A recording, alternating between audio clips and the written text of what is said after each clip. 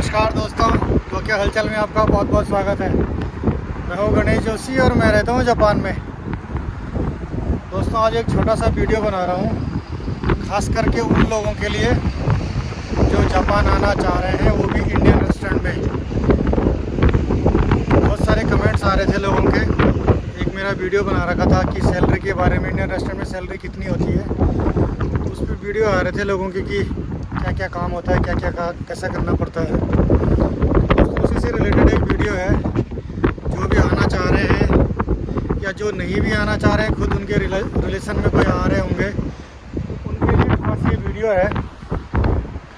तो दोस्तों सबसे पहले तो मैं आपको ये बताता हूँ कि इंडियन रेस्टोरेंट में आने का प्रोसीजर यहाँ क्या है। पॉइंट टू पॉइंट में 4-5 बातें बताऊँगा आपको, ज़्यादा लंबा नहीं है, ज़्यादा बोर नहीं करूँगा, क्योंकि काफ़ी लोगों की क्यूरियोसिटी होती है। बहुत सारे लोग जानना चाहते हैं कि यार कैसे होता है, क्या होता है। तो दोस्तों सबसे पहले तो अगर आपको भाई जापान आना है, वो भी इंडियन रेस्टोरेंट की बात कर रहा हूँ स्पेशली, तो आने का क्या साधन है। तो सबसे पहले अगर आपका कोई यहाँ जानने वाला है जापान में, तो उससे संपर्क करो। हो सकता है उसकी कोई जान पहचान हो सकता है ना भी हो। तो अगर उसकी कहीं कोई जान पहचान होगी किसी इंडियन रेस्टोरेंट के मालिक से, तो आपका वीज़ा वहाँ से अप्लाई करवा सकता है। देखो रेस्टोरेंट यहाँ बहुत छोटे छोटे रेस्टोरेंट होते हैं अधिकांश, कुछ एक को छोड़ के कुछ बड़े बड़े भी होते हैं, वीआईपी भी होते हैं, लेकिन अधिकांश 60-70% जो यहाँ रेस्टोरेंट होते हैं सारे छोटे ही होते हैं। 10-40-50 सीट के रेस्टोरेंट होते हैं, ज़्यादा बड़े नहीं होते। तो दोस्तों सबसे पहला तो वही है कि आप किसी से संपर्क करो। कोई जानने वाला है तो आपका वीज़ा अप्लाई कर सकता है। अगर कोई अपना रेस्टोरेंट खोल रहा है या किसी दूसरे के यहाँ वैकेंसी है कहीं भी, तो सबसे पहली बात तो ये है। नंबर दूसरा पॉइंट है कि कितने साल का वीज़ा मिलता है। दोस्तों जो आपका सबसे पहला वीज़ा मिलता है इंडिया से, वो मिलता है 1 साल का। 1 साल के बाद आपको यहाँ रिन्यूअल कराना पड़ता है। तो ये तो हो गई वीज़ा की बात। और अगर आपका अप्लाई हो रहा है तो मैक्सिमम 3-4 महीने के अंदर जो है तो आपका वीज़ा अप्रूवल हो जाता है, अगर कोई मेजर कोई प्रॉब्लम नहीं आ रही है तो। नंबर तीसरा पॉइंट है कि क्या वीज़ा रिन्यूअल हो जाता है। 90% केस में, 95% केस में वीज़ा रिन्यूअल हो जाता है, अगर बशर्ते कि आपका कोई जो है तो कोई मेजर प्रॉब्लम ना हो आपके वीज़ा में। तो जहाँ भी आप काम कर रहे हैं आसानी से आपका वीज़ा रिन्यूअल हो जाता है। वीज़ा के बारे में जापान में सिर्फ यही अच्छी बात है कि वीज़ा रिन्यूअल करने में ज़्यादा दिक्कत नहीं आती है। अगर आप काम कर रहे हैं प्रॉपर, तो आराम से वीज़ा साल भर में रिन्यूअल हो जाता है। और उसके बाद आपका वीज़ा जो है तो 3 साल का भी लग सकता है, और अब तो 5 साल के भी लगने लग गए हैं। तो वीज़ा रिन्यूअल में कोई ज़्यादा दिक्कत नहीं आती है। ये नेक्स्ट पॉइंट था। तीसरा पॉइंट ये कि वहाँ काम कैसा होता है भैया, कितने घंटे काम करने पड़ते हैं। तो दोस्तों काम यहाँ मैक्सिमम लगा लो आपके कम से कम 12-13 घंटे तो काम करने ही पड़ते हैं भैया रेस्टोरेंट में। जो छोटे छोटे रेस्टोरेंट होते हैं, आप 20-25, 30, 40, 50 सीट की जो मैंने आपको बताया, उनमें जापानी मालिक भी होते हैं, कोई नेपाली भी होते हैं, पाकिस्तानी भी होते हैं, इंडियन भी होते हैं। तो कम से कम 12-13 घंटा तो मिनिमम आपको करना ही पड़ेगा। उसमें आपको जो है तो दिन में 2 घंटे का ब्रेक मिलता है। आप अपना 2 घंटे अपने रूम पे जाओ, जहाँ भी जाना है वहाँ आप जो भी करना है, 2 घंटे का ब्रेक मिलता है। और सुबह 9 बजे से रात के 11 साढ़े 11 बजे तक, 11 तो बज ही जाती है, कभी कभी ज़्यादा भी बच जाती है। जैसा काम हो, तो आपको पता ही है कि रेस्टोरेंट में अगर आपको आना है, आप पहले से ऑलरेडी काम करते होंगे रेस्टोरेंट में, तो रेस्टोरेंट का क्या सीन होता है आपको पता होगा। तो कम से कम 12-13 घंटे की तो भैया ड्यूटी पड़ती ही पड़ती है दिन में।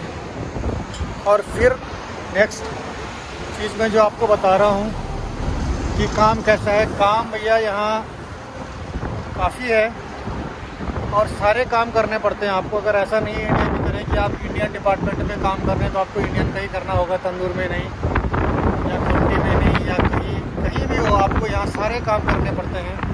क्योंकि स्टाफ 3-4 स्टाफ, 4-5 स्टाफ से ज़्यादा होता नहीं है। और काम आपको तंदूर में ज़रूरत है तो तंदूर में भी करना पड़ेगा, करी में ज़रूरत है तो करी का काम भी करना पड़ेगा। आप ये नहीं बोल सकते कि भाई मैं नहीं करता हूँ। गिने लिमिटेड होते हैं और वो सारा काम आपको करना पड़ता है। जो हॉल में काम करते हैं या जो बाहर काम करते हैं, बाहर का तो वैसे वीज़ा मिलता नहीं है इधर जापान में, बहुत रेयर चांस होते हैं। तो वही सफाई वफाई भी करनी पड़ती है। बाकी जो अंदर रहते हैं उनको डिश वॉशिंग भी करनी पड़ती है, ऐसा नहीं है। और रेस्टोरेंट की तो बहुत रेयर है, मैं आपको ये नहीं बता रहा कि हर जगह ऐसा है, लेकिन आपको जो है तो डिश वॉश भी करना पड़ेगा, अपने जितने भी आपके काम हैं सारे आपको निपटाने पड़ेंगे। और जो अच्छे अच्छे रेस्टोरेंट है वहाँ अलग होते हैं, डिश वॉशर भी अलग होता है, आपको अपने काम से मतलब है, दूसरे काम में नहीं करना पड़ता। लेकिन मैक्सिमम केस में ऐसा होता है कि आपको सब कुछ काम ये करना पड़ता है, आप मना नहीं कर सकते। मना करोगे तो भैया नौकरी नहीं रहेगी, आपको फिर दूसरी जगह ढूंढना पड़ेगा। इस तरह की 2-4 चीज़ें मैंने आपको बता रहा हूँ। और बाकी रही है बात सैलरी की कि सैलरी कितनी मिलती है, तो दोस्तों उसके लिए मैंने एक अलग सा वीडियो बना रखा है, अगर आप इंटरेस्टेड होंगे तो वहाँ जाना। मैंने पूरा डिटेल बना रखा है कि कितना आप कमाते हैं, कितना आपका बचता है, क्या प्रोसीजर है, क्या नहीं है। और जो लास्ट में मैं आपको बता रहा हूँ कि क्या जापान में जब इतना काम करने के बाद क्या परमानेंट मिल जाता है, PR मिल जाता है।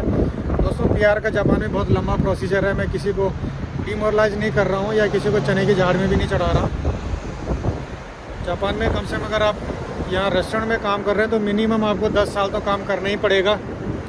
और 10 साल के काम करने के बाद आपकी परफॉर्मेंस, आपने कितना टैक्स दिया है, आपका कितना इंश्योरेंस दिया है, जापान में होकेन बोलते हैं उसके लिए, जो हेल्थ इंश्योरेंस वगैरह होते हैं, तो उनको भी देना पड़ता है। तो आप पे डिपेंड करता है कि 10-12 साल के बाद अगर आप लकी हैं तो आपको PR मिल जाएगा, और नहीं है तो भैया कुछ नहीं कह सकते, कोई गारंटी नहीं है। थोड़ा PR मिलना जापान में थोड़ा टफ हो गया पहले की तुलना में, पहले तो मिल जाता था लेकिन अब इतना आसान नहीं है। तो ये था दोस्तों छोटे से एक वीडियो जापान के रेस्टोरेंट के बारे में। अगर आप सोच रहे हैं तो मैंने सोचा कि शायद आपके लिए कोई हेल्पफुल हो। बाकी सैलरी का मैंने बोल दिया, आप वीडियो जरूर देखना। अगर आपको पसंद आया हो तो प्लीज़ चैनल को लाइक करना, वीडियो को सपोर्ट करना, और जिन लोगों ने ऑलरेडी चैनल को सब्सक्राइब कर रखा है उनका बहुत बहुत धन्यवाद।